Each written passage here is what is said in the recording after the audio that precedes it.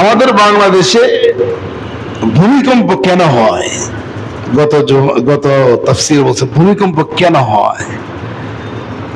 আবহাওয়াবিদ যারা আছে তারা একটা কথা বলে, ভূমিকম্পবিদ যারা আছে তারা একটা কথা বলে, আর কোরআন বলে আরেক কথা। সত্য কোনটা? মাশাআল্লাহ।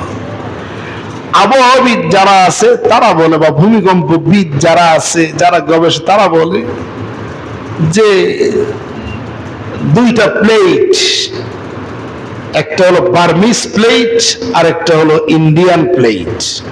এই দুই প্লেটের উপর বাংলাদেশ, এই দুই প্লেট যখন সরে যায় তখন ভূমিকম্পের সৃষ্টি হয়।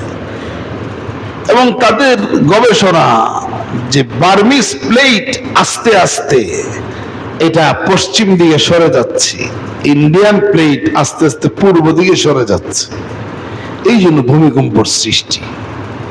আর আল্লাহ কো এই তোমাদের নাটকের কথা বাদ রাখো, আমারটা শুনো। কে কয়?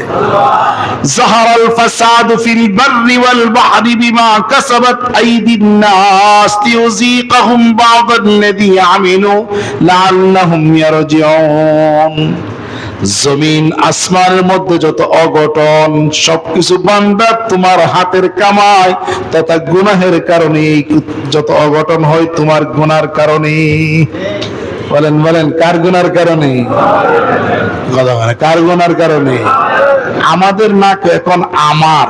বলেন বলেন বলেন, আমাদের হলে সবাই লইলেন, আর আমার হইলে নিজেকে আগে বললেন। কার গুনার কারণে? বলেন আমার গুনার কারণে।